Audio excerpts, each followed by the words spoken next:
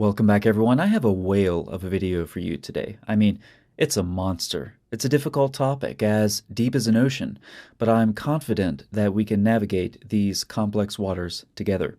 And I think if you watch the whole video, you'll find that it will actually be a lot of pun. Chapter 68 of the Quran begins with Noon by the pen and what they write.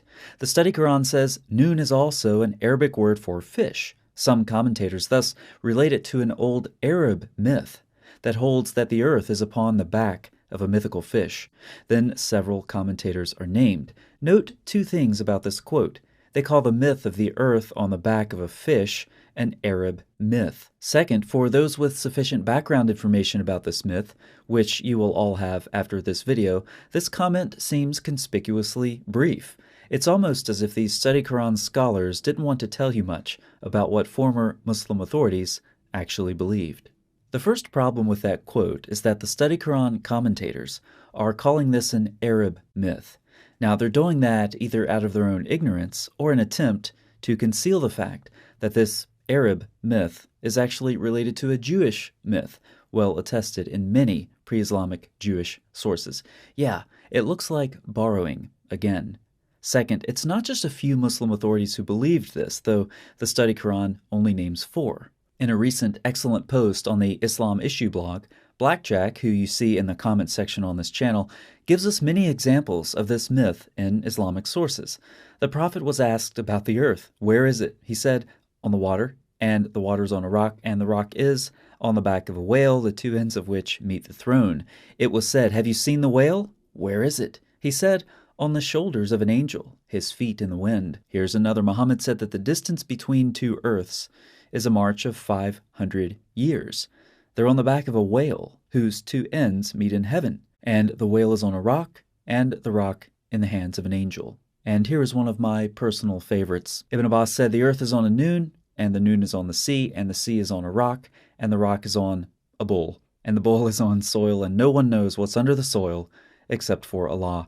I love how Ibn Abbas so carefully limits his speculation.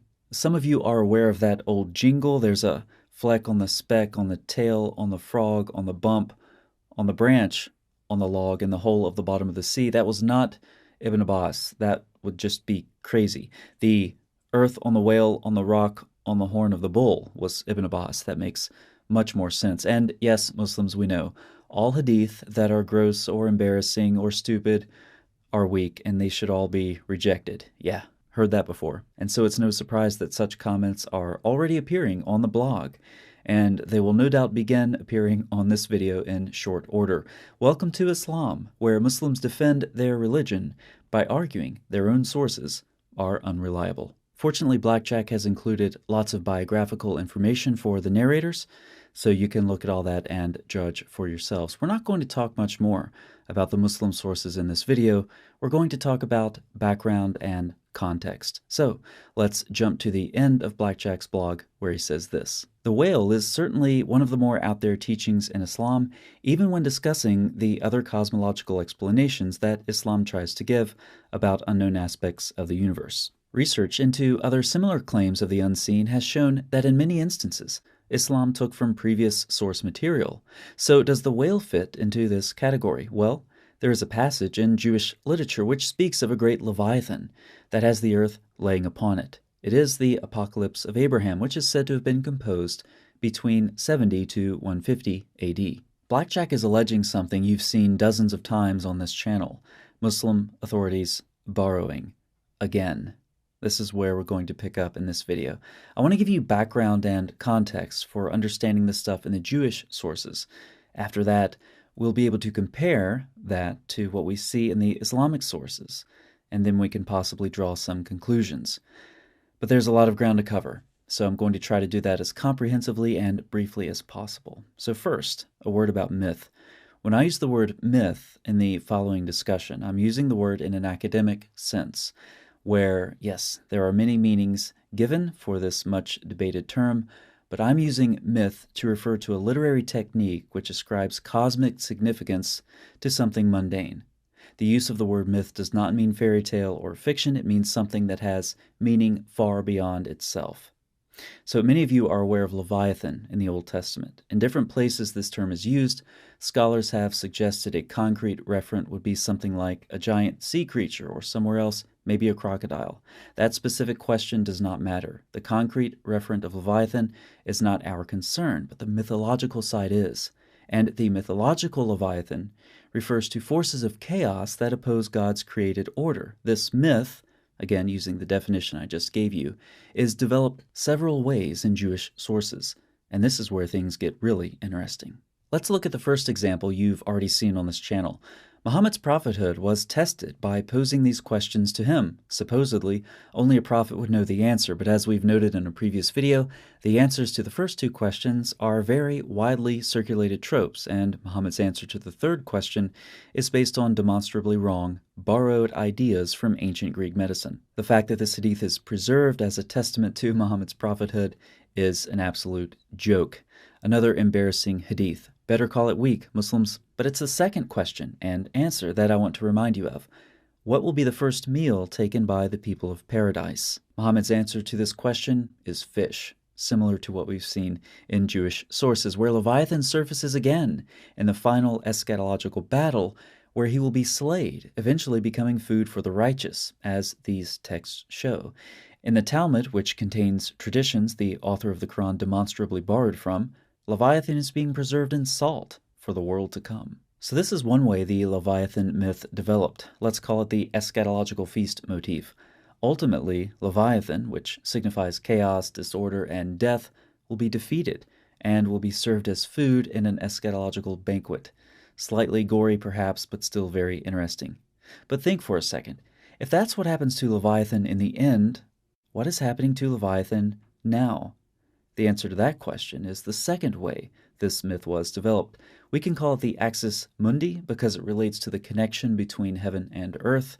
As an introduction to this concept, let's look at a few texts. Note first that Leviathan is presently subdued. In the Apocalypse of Abraham, an angel tells Abraham that the angel is appointed to hold the Leviathans, because through me is subjugated the attack and menace of every reptile. You might be recalling those reports attributed to Muhammad at the beginning of the video, which also closely associated Leviathan with an angel. Just a coincidence.